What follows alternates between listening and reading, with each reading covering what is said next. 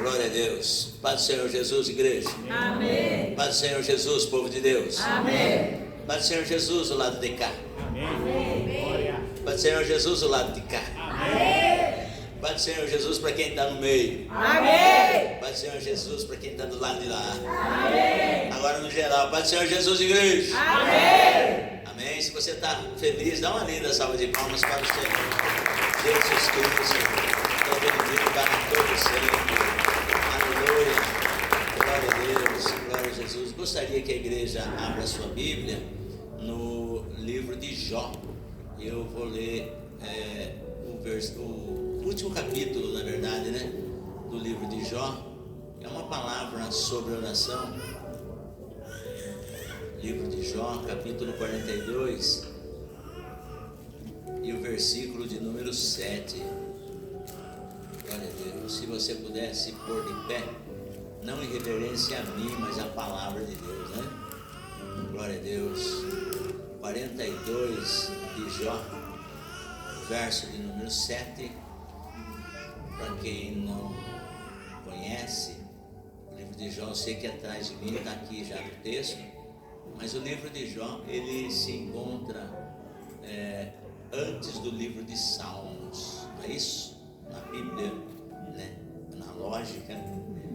Então, capítulo 42, verso 7, diz assim: Deus repreende os 3 amigos de Jó. Tendo o Senhor falado estas palavras a Jó, o Senhor disse também a Elifaz, o temanita: a minha ira se acendeu contra ti e contra os teus 2 amigos, porque não dissestes de mim o que era reto, como meu servo Jó. Tomai, pois, 7 novilhos e 7 carneiros, e ide ao meu servo Jó, e oferecei holocaustos por vós. O meu servo Jó orará por vós, porque dele aceitarei a intercessão, para que eu não vos trate segundo a vossa loucura, porque vós não dissestes de mim o que era reto, como meu servo Jó. Então foram Elifaz o temanita, e Bildade o suíta, e Zofar o naamatita, e fizeram como o Senhor lhe ordenara, e o Senhor aceitou a oração de Jó. E eu vou mais para frente, que o versículo 10, que diz que Deus restaura a prosperidade de Jó. Mudou o Senhor a sorte de Jó quando este orava pelos seus amigos, e o Senhor deu-lhe o dobro de tudo o que antes possuíra. Amém? Amém, amém, povo de Deus? Amém. Você pode se sentar, por gentileza? E se puder ainda, dá uma linda salva de palmas para o Senhor Jesus.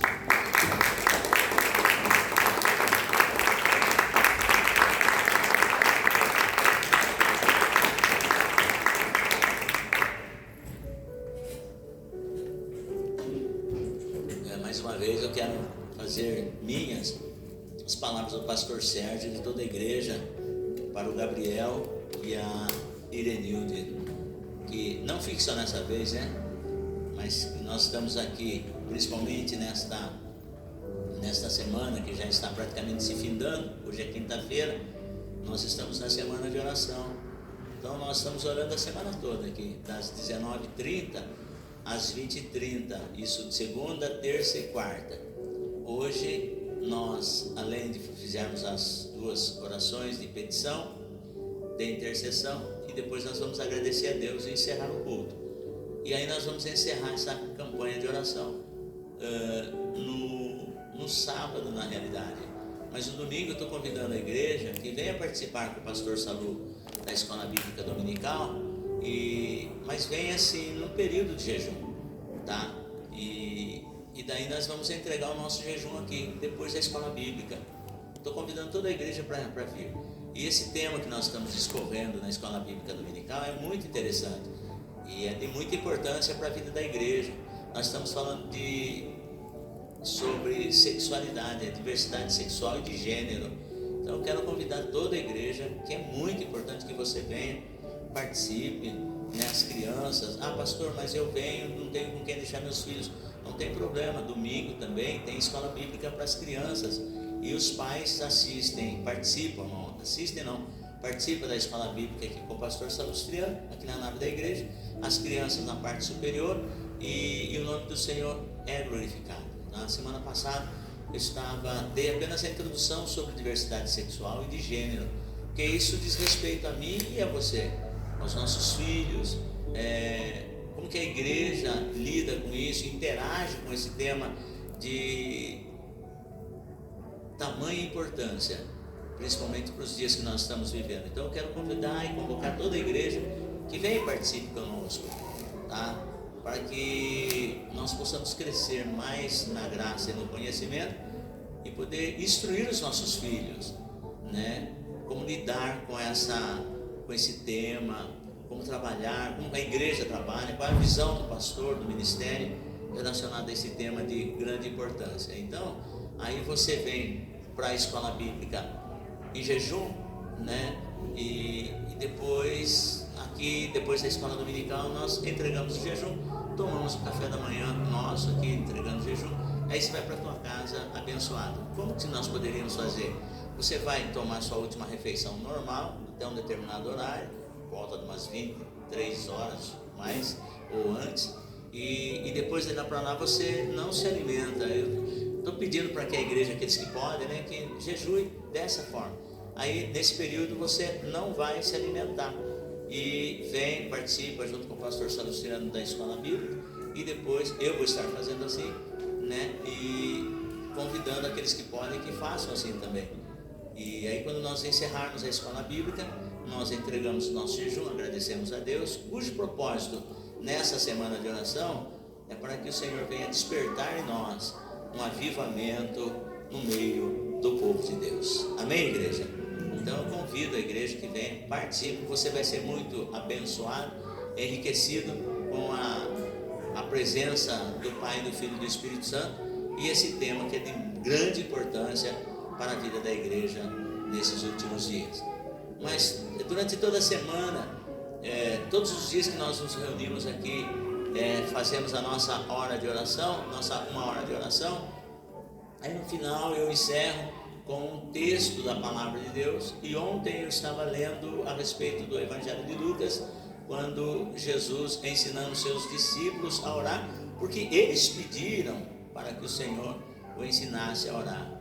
E aí teve um dia que eu estava ministrando, não lendo o texto, que a nossa irmã missionária Karina, estando orando aqui conosco também, ela citou Efésios capítulo 3, onde o apóstolo Paulo, isso foi no dia anterior, onde o apóstolo Paulo, ele colocando assim: por esta causa eu me ponho de joelhos, e falando, né, sobre a importância de nós termos na nossa vida um compromisso de oração, mas oração com propósito. Não é simplesmente orar, não é orar por orar, mas orar com propósito. E o apóstolo Paulo, na carta aos Efésios, ele estava dizendo: por esta causa eu me ponho de joelhos. E quando você estuda a carta do apóstolo Paulo, excepcionalmente nesta passagem, no capítulo 3, você vai ver os propósitos que o apóstolo Paulo ele colocava nas orações em prol dos Efésios, dos irmãos de Éfeso. E hoje, quinta-feira, nós estamos aqui e o Senhor trouxe ao meu coração o personagem Jó. Os irmãos sabem e conhecem a história de Jó. Não tem quem não conheça a história de Jó.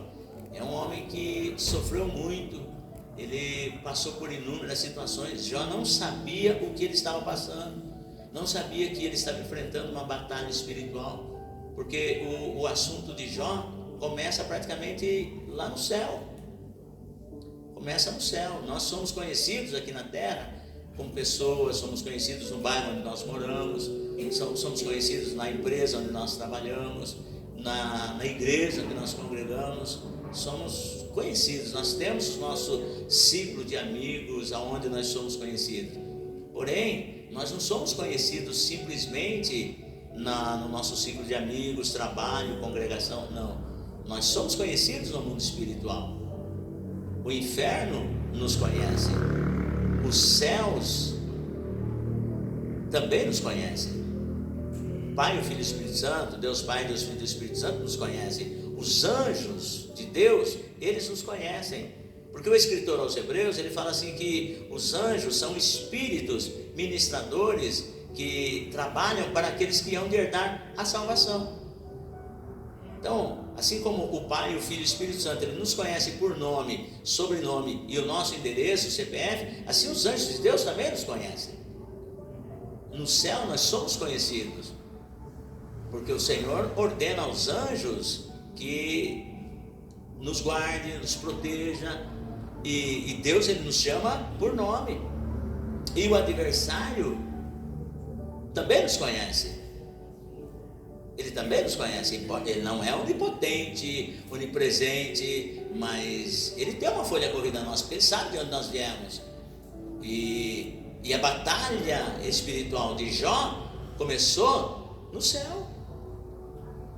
E Jó aqui na terra, ele não estava sabendo de nada que estava acontecendo.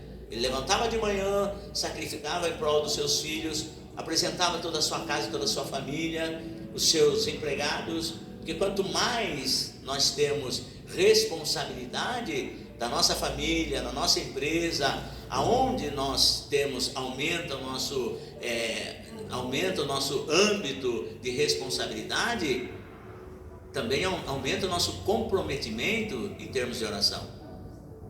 Jó, ele não só orava pelos seus filhos, ele não só orava pela sua esposa, mas ele orava também pelos seus empregados, porque Jó tinha muitíssimo empregado. E eu quero acreditar também que Jó orava pelos seus animais, para que Deus abençoasse os seus animais. E eu quero dizer assim, que quando nós temos uma vida de oração, como que eu sei que eu tenho uma vida de oração? É na hora dos momentos bons? Não.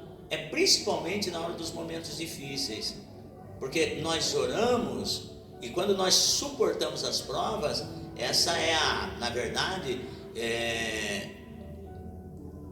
a questão que me faz permanecer de pé no meio das dificuldades. É quando eu busco a Deus em oração. Jó era um homem que ele tinha uma vida de oração.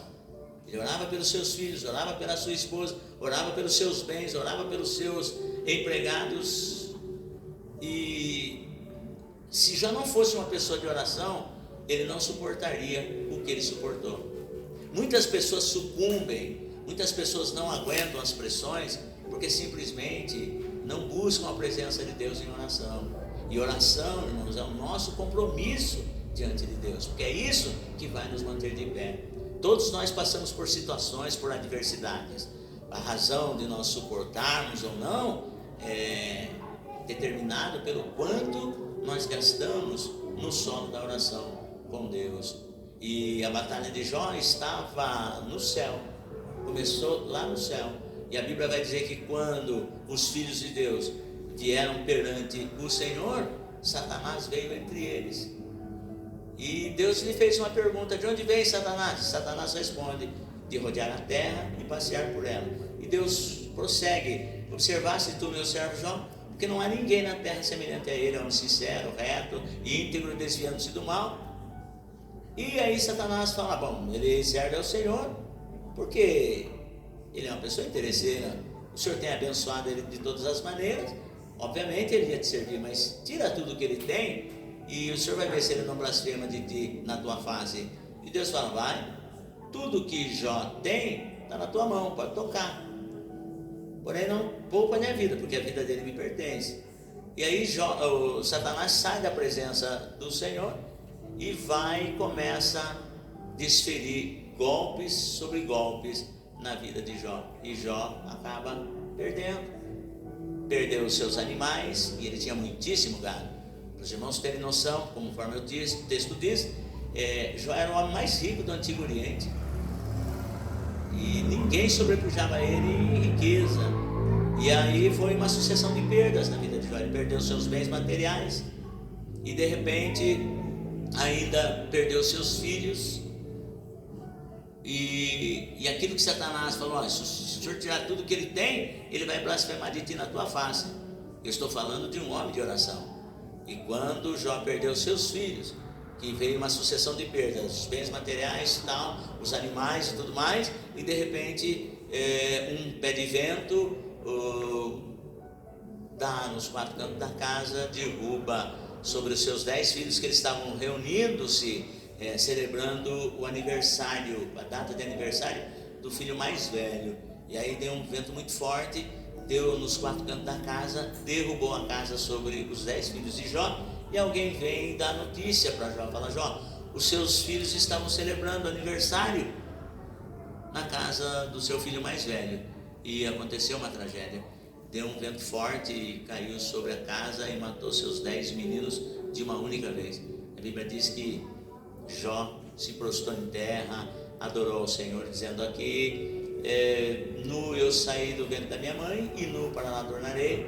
O Senhor deu, o Senhor tomou, bendito seja o nome do Senhor. E nem assim Jó pecou contra Deus. E aí o texto prossegue, isso eu falei no capítulo 1, mas já no capítulo 2, o Satanás vem novamente, e o Senhor pergunta para ele: de onde vem? Ele fala: eu venho de rodear a terra, passear por ela. E o Senhor, mas você observou lá, meu servo Jó, que ele continua sendo fiel a mim, mesmo você incitando-me contra ele, sem causa, e ele ainda continua sendo fiel. Aí Satanás fala: bom, pele por pele, tudo que o homem tem, ele dará para salvar a sua pele, mas toca ali na sua carne, na sua pele, o Senhor vai ver se ele não vai blasfemar. Deus falou: então está na tua mão, faz isso. E Satanás sai da presença do Senhor e fere Jó, do alto da cabeça à planta dos pés. Não havia coisa sã em Jó, porque até então a proposta do adversário era essa: o que ocorreu com Jó é da pele para fora, não era com ele, era com pessoas, era com os seus bens materiais. Então a dor era do vizinho, a dor era do empregado, a dor era do filho, não era com ele. Mas agora toca na carne dele, o Senhor vai ver se ele não blasfema. E aí a Bíblia diz que quando Satanás sai da presença de Deus, fere Jó de uma chaga maligna, que do alto da cabeça à planta dos pés não havia coisa sã na vida de Jó e na carne de Jó, a ponto das pessoas de longe, quando observavam Jó, sentiam mau cheiro, cheiro de carne apodrecida. Jó estava no estado lastimável, já estava no estado miserável. E o texto vai dizer que Jó permaneceu ali. Ninguém na sua sã consciência, ninguém no seu juízo perfeito suportaria, estou falando para crente agora, suportaria o que Jó suportou sem reclamar. Nós, por pouco nós não queremos mais vir para a igreja, por pouco nós queremos abandonar o Senhor. Nós dizemos assim: quer saber de uma coisa, esse negócio de servir a Deus não é para mim não, esse negócio de servir a Deus, pare. Ou a gente já começa a arrumar desculpas para que não precisa de tanto, não é para ser desse jeito, tem alguma coisa errada comigo e não sei o que. Nós começamos a arrumar desculpas para não servir a Deus. E o livro de Jó, ele está ali para mostrar que por mais que nós sirvamos a Deus, por mais que nós sejamos corretos diante de Deus, existem batalhas nesse mundo que nós temos que enfrentar. E a questão é: como que nós vamos enfrentar esse problema? Sozinhos ou com Deus? Com Deus nós vencemos, sem Deus impossível de vencer. E como que eu demonstro que Deus está na minha vida?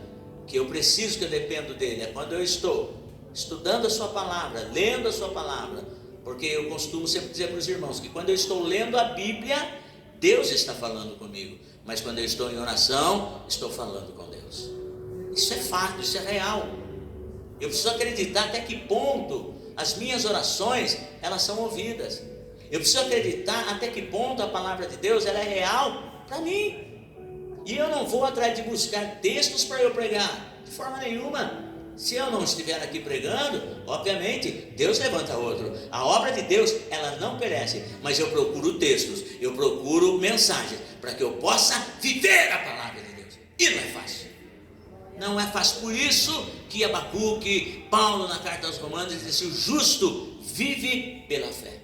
Viver pela fé é fácil? Não. Viver pela fé é impossível se Deus não estiver nas nossas vidas, porque nós lidamos com pessoas.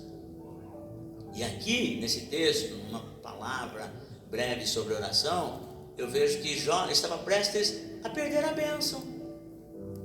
Ele enfrentou Satanás sem saber da batalha espiritual que ele estava enfrentando, porque hoje nós lemos o texto, nós sabemos que o que Jó está enfrentando era uma batalha espiritual, mas Jó não sabia disso. Tem coisas que acontecem comigo e com você que você não sabe nem de onde está vindo, nem por que está vindo, mas eu confio que do mesmo jeito que esse mal veio, ele tem que bater em retirada para que o nome do Senhor seja glorificado. Eu preciso acreditar nisso. Então é muito fácil quando alguém chega e compartilha algo: pastor, eu estou passando por isso, estou passando por aquilo. Você está sabendo o que está resultando isso na vida da pessoa. Mas difícil é a pessoa passar por algumas situações sem ela saber. Sem ela saber. E Jó, quando você lê o livro de Jó, você sabe que Jó está passando por uma batalha espiritual, mas Jó não sabia. E para complicar mais ainda a situação, a esposa de Jó olha para ele e diz assim: rapaz, você tem sido fiel a Deus, você tem sacrificado sua vida, você tem sacrificado em prol dos seus filhos. Olha a situação que nós estamos vivendo, porque você é um homem de oração. Não é se você não fosse. E quando você estuda o livro de Jó, uma pergunta que não quer calar é: por que os justos sofrem? Essa é a pergunta. Por que sofrem os justos? E tem pergunta que você não vai encontrar resposta. Tem pergunta que você: pô, mas o cara é justo. No capítulo 42 você vê Deus dando testemunho de Jó. Repreendeu os 3 amigos de Jó e deu testemunho de Jó: o meu servo Jó. Vocês não falaram de mim como o meu servo Jó falou. Vocês não se comportaram como o meu servo Jó. Olha, Deus dando testemunho dele. E aí você entende que o quanto você gasta no solo da oração é o quanto você aguenta os embates da vida. Outro dia eu estava assistindo um filme, né? E o rapaz, o personagem, ele falava assim: não importa o quanto você bata, importa é o quanto você aguenta. E no solo da oração, você sabe que você é uma pessoa que busca a presença de Deus. Não é pela sua eloquência nas palavras que você apresenta diante de Deus, que a Bíblia diz assim que nós não sabemos orar como convém pedir, mas é o quanto você aguenta os embates que Satanás vem desferindo contra mim e contra você, os seus dardos incendiários, os seus mísseis incendiários. Porque a igreja, ela está vivendo os seus últimos momentos na face da terra. Jesus, ele disse assim: porventura, quando o Filho do Homem vier, haverá fé na terra? Muitos feridos. Nós estamos vivendo a geração gospel mimimi. O crente não aguenta muita coisa, não. Os crentes não aguentam muita coisa. Qualquer coisinha faz biquinho, qualquer coisinha eu vou sair da igreja, qualquer coisinha eu vou entregar meu cargo, qualquer coisinha eu vou abandonar, qualquer coisinha. Olha o que já passou. Por que você acha que esse texto está aqui? O apóstolo Tiago, ele fala: você viu a situação de Jó? Viu o que Jó passou e o fim que Deus lhe deu? Satanás batia palma assim e falava: agora arrebentei com ele, acabei com os bens materiais dele, acabei com os filhos dele. O único porto seguro de Jó era a esposa. Satanás fez assim, ó, agora Jó se arrebenta. Mas sabe por que Jó não se arrebentou? Porque Jó era um homem de oração. Jó, ele não só orava, mas ele vivia os benefícios da oração. E é assim: enquanto Deus não falar comigo, eu não vou sair daqui. Teve uma hora que ele falou assim: se ele encontrar alguma coisa de mim, ele que me mate, mas eu tenho a certeza que se ele me provar, eu sairei como ouro, provado no fogo, mas eu resisto. Primeira prova, as perdas. Jó firme. Jó batalhando no capítulo 1, porque ele era um homem de oração. Então quando o embate veio, ele perdendo os bens materiais, e junto com os bens materiais ele perdeu os seus filhos, Jó permaneceu firme. As pessoas olhavam e falavam: rapaz, esse cara é doido. Mas a resposta está. Por que as pessoas falam assim: mas você não parou ainda? Você está lá ainda? Não sei se você já ouviu isso. Mas você está lá ainda? Você continua lá ainda? Eu continuo, porque eu ainda estou de joelhos no chão. Glória a Deus. Escute. Aí, porque tem crente, irmão, que não aguenta. Primeiro assalto já estou fora. Não, isso aí não é para mim não. Já aguentou o primeiro assalto no capítulo 1, que foi a perda dos seus bens materiais e a perda dos seus filhos. E o adversário, irmãos, ele nunca se dá por vencido. Eu estou nessa quinta-feira, nessa semana de oração, falando para você de batalha espiritual. O campo de batalha é a mente. Por isso que eu e você temos que levar o nosso pensamento, a nossa mente cativa em obediência ao Evangelho do Senhor Jesus. Porque se tem uma coisa que o cão cobiça, é a minha mente e a sua mente. Não deixa. Por isso que o apóstolo Paulo, na carta aos Efésios, no capítulo 6, um dos itens da armadura de Deus, ele fala: coloque na tua cabeça o capacete da salvação. Tem muitos motociclistas aí morrendo porque desobedecem a lei de trânsito em relação ao uso de capacete. Tem muita gente morrendo. E dentro da igreja, infelizmente, tem muita gente que já não está mais com capacete. Na mente, e da mente começa a descer para o coração sentimentos negativos, pensamentos contrários, e aí a ruína é certa. Aí vem o segundo embate, porque o adversário ele não desiste de primeira, e ele voltou segunda vez, falou: sabe por quê? Jó até aqui ele estava vendo o lado dos outros, mas quando chegar do lado dele, com certeza ele vai se arrebentar, e Deus permitiu. Aí você me pergunta: mas por que eu estou passando por isso? Porque Deus permitiu. Agora entenda, mas por que Deus permitiu? Porque Ele sabe que você vai aguentar. Ele sabe que você suporta. Porque Ele sabe que você não está sozinho. Porque Jesus está com você. E agora, na segunda vez, vai Jó passar pela prova, sem saber.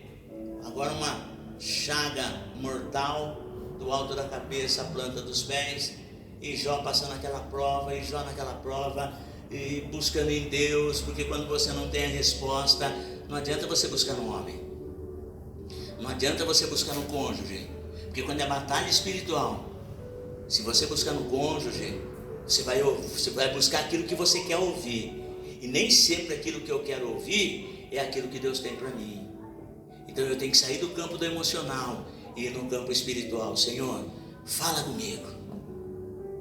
Eu sei que o Senhor usa minha esposa, eu sei que o Senhor usa meu marido, eu sei que o Senhor usa meus filhos para falar comigo, mas Senhor, eu quero entender o que eu estou passando.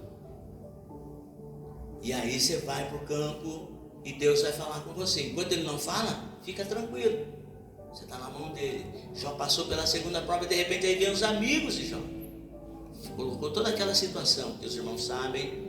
E no capítulo 42, na segunda prova, Jó passou no teste. Embora ele não estava sabendo que o que ele estava enfrentando era uma batalha espiritual. Eu vou dizer aqui para você, você é um tipo de pessoa que fala assim: olha, quanto mais eu estou orando, mais parece que a luta aumenta. Quanto mais eu estou buscando, mais a prova aumenta. E Deus me trouxe aqui para dizer para você que Ele está te dando discernimento espiritual, porque o que você está passando não é no campo da natureza humana, é no âmbito espiritual, que você tem que lutar com as armas espirituais. Deus te trouxe aqui para que você pudesse entender hoje que as armas que você está usando são armas erradas. Pode até ser arma certa, no âmbito da matéria, no âmbito físico, mas a sua batalha é batalha espiritual. Então Deus nesta noite começa a entregar para você armas espirituais, e a vitória é certa. Então no segundo embate Jó foi vencedor. Agora no terceiro, que era mais sério, foi quando agora Deus tratando com Jó, e chega para os amigos de Jó e fala, Deus começa a falar com os amigos de Jó, dizendo assim: olha, vocês não falaram de mim o que era correto, como o meu servo Jó falou.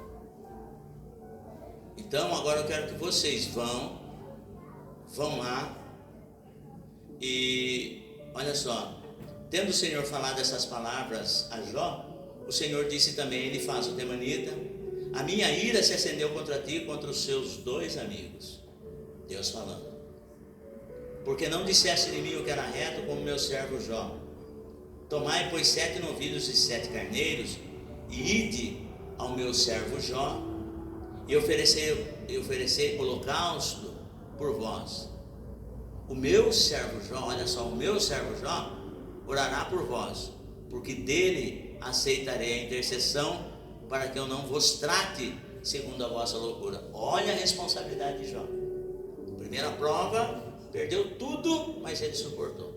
Na segunda prova ele perdeu a saúde, mas suportou. Agora vem a terceira prova, porque quem tem esses amigos de Jó não precisa de inimigo. E muitas das vezes, irmão, nós suportamos tanta coisa, nós aguentamos tanta coisa, mas chega uma determinada área mais sensível, nós sucumbimos. E sabe, foi a última prova de Jó? Foram os amigos de Jó. Porque agora Jó poderia olhar e falar assim: eu que estou precisando de oração, eu que estou carente de oração, e vocês vêm a mim pedir para que eu ore para vocês, depois de tudo que vocês fizeram comigo? Quer saber uma coisa? Eu não vou orar por vocês não. Quer saber uma coisa? Ó, vocês se virem. Até agora vocês falaram de mim, me acusaram de pecado, me acusaram de presunçoso, me acusaram de blasfemar contra Deus, e eu nessa peleja que eu me encontro, nesse perrengue que eu estou, agora você vem pedir para eu orar por vocês? Escute o que eu estou falando para vocês. Aquele que te machucou, aquele que te maltratou, aquele que te ofendeu, você não está entendendo, é bênção para você. Não perca a tua bênção. Não perca a tua bênção. Jó, em 2 provas, Jó suportou. As provas de fogo, Jó suportou. Mas veio uma terceira, que agora as coisas iam mudar na vida de Jó. Se ele deixasse o emocional falar mais alto, se ele deixasse o sentimentalismo falar mais alto, talvez Jó não suportaria a prova e morreria. Mas Jó era um homem de oração. Jó entendeu. Quando seus amigos vieram até ele, vieram falando assim: Jó, nós trouxemos esses animais aqui porque o seu Deus falou conosco, e o seu Deus, Jó, mandou com que nós viéssemos aqui para que você orasse por nós. Escute, Jó poderia falar: eu que estou carente de oração. Talvez você veio aqui, você fala: eu vim buscar uma oração, mas Deus hoje te coloca como intercessor. Mesmo na sua pouca força, mesmo na sua situação, mesmo na sua luta, mesmo na sua prova, comece a orar e você vai ver o que Deus vai fazer. Comece a orar e você vai ver o que Deus vai fazer. Não se alimente com sentimentos negativos. Coração do crente não é para abrigar sentimento negativo. Coração de cristão não é para abrigar amargura, nenhuma raiz de amargura. Coração de cristão é para abrigar o amor de Deus, que está derramado em nossos corações pelo Espírito Santo que nos foi dado. E a Bíblia diz que quando Jó, ele se prostrou de joelho, ele começou a orar pelos seus amigos. 7 animais teriam que ser apresentados. Eu acredito que haveria ali 7 altares para ele face. E 7 é o número da perfeição de Deus. Quando Jó começou a orar: Senhor, tudo aquilo que esses amigos fizeram, Pai, eu estou colocando diante do teu altar. Eles vieram aqui, eles precisam de uma bênção. Senhor, entrega a bênção para eles. E a Bíblia diz que Deus começou a abençoar os 3 amigos de Jó. Mas não para por aí, que quando Jó estava orando pelos seus amigos, a bênção veio sobre a vida de Jó. Qual é a bênção que você precisa? Qual é o milagre que você precisa? Então, mude agora a sua oração. Mude agora a sua maneira de falar. E comece a falar. Até aqui você estava falando com os teus inimigos. Até aqui você estava falando do seu descontentamento. Mas agora comece a abençoar as pessoas que te entristeceram, as pessoas que afrontaram você. E Deus manda dizer que a hora que você fizer a sua parte, Ele também vai fazer a dele. Então essa palavra. Sexta-feira nós vamos estar aqui. Eu quero convidar você que venha nesses dias de oração, porque é tempo de avivamento. Deus tem um avivamento para a sua igreja.